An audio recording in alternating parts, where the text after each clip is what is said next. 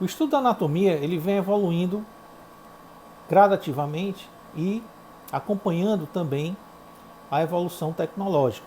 Apesar do corpo humano não ter mudado durante todas as fases de evolução do homem, o estudo da anatomia e a abordagem da anatomia, ou a utilização de técnicas anatômicas, ela vem evoluindo e se utilizando cada vez mais de recursos tecnológicos. Desde o começo dos primeiros estudiosos, aonde a observação anatômica era empírica e era feita apenas superficial e externamente, até passar pela fase do desenvolvimento da dissecação durante o Renascimento e também depois com a utilização de recursos tecnológicos, como hoje em dia a gente tem a ressonância magnética, a tomografia computadorizada, que permite inclusive estudos não invasivos em estruturas internas do corpo humano.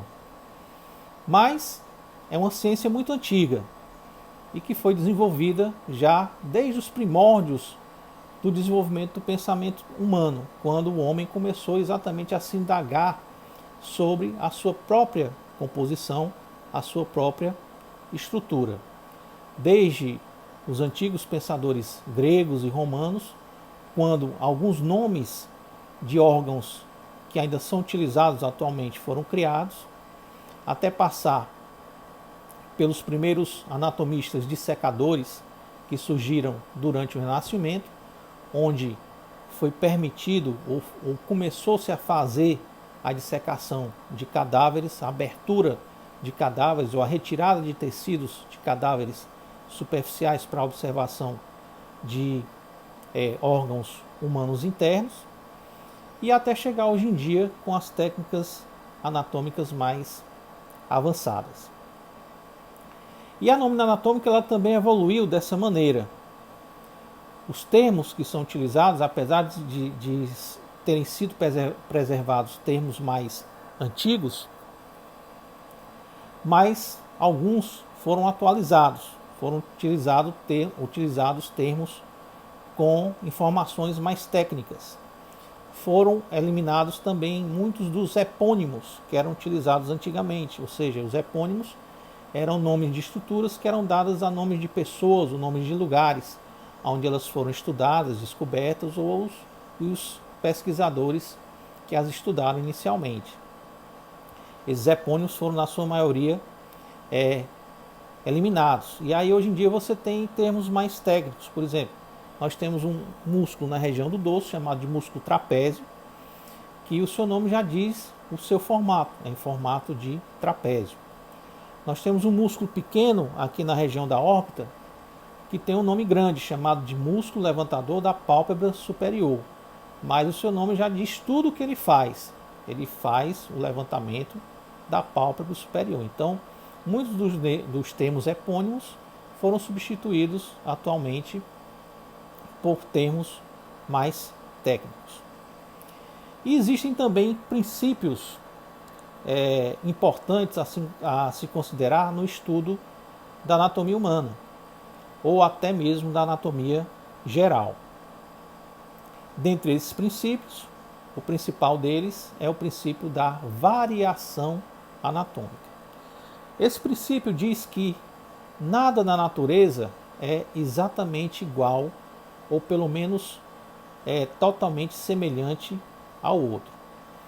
Por exemplo, se você pegar uma árvore frondosa, como por exemplo os pés de carvalho, ou trazendo para a nossa realidade uma mangueira daquelas maiores que você encontra, se você pegar todas as folhas de uma mangueira, você não vai encontrar duas que sejam totalmente semelhantes. Assim como também, transpondo isso para o corpo humano, se você pegar, por exemplo, todos os seus fios de cabelo, você não vai encontrar dois que sejam totalmente iguais. Você não encontra também nem em gêmeos univitelinos, que são os gêmeos esteticamente semelhantes, também órgãos totalmente iguais, totalmente semelhantes. Isso é o que diz a variação anatômica, é que nada na natureza é exatamente um igual ao outro. Mas o que a variação anatômica diz também é que essa diferença de forma de apresentação, ela não acarreta em prejuízo de função. Então você pode ter uma pessoa que tem um coração maior do que a outra, mas esses corações vão funcionar da mesma maneira. Numa pessoa mais alta, os pulmões podem ser mais alongados, e numa pessoa mais baixinha, os pulmões podem ser mais alargados. Mas esses pulmões vão funcionar da mesma maneira.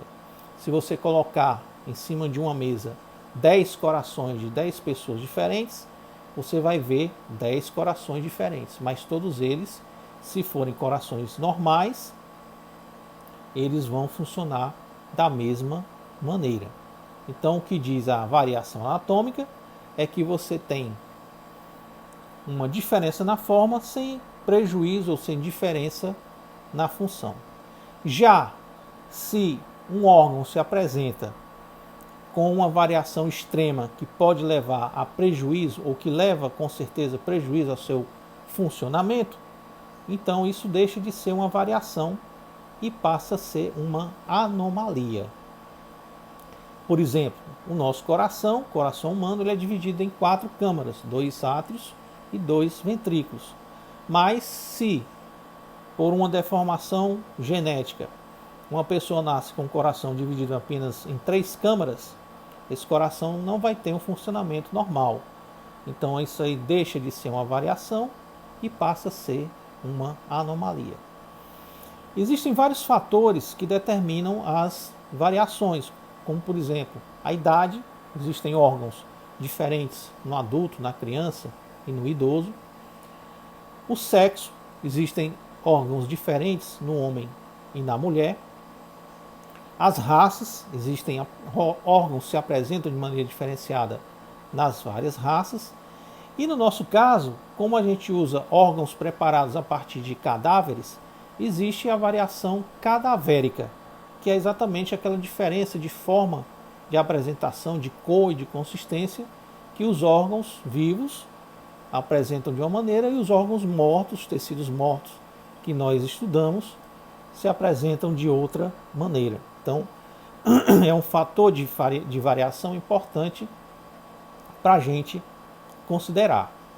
O conjunto de todas as variações que compõem um indivíduo é chamado de biotipo.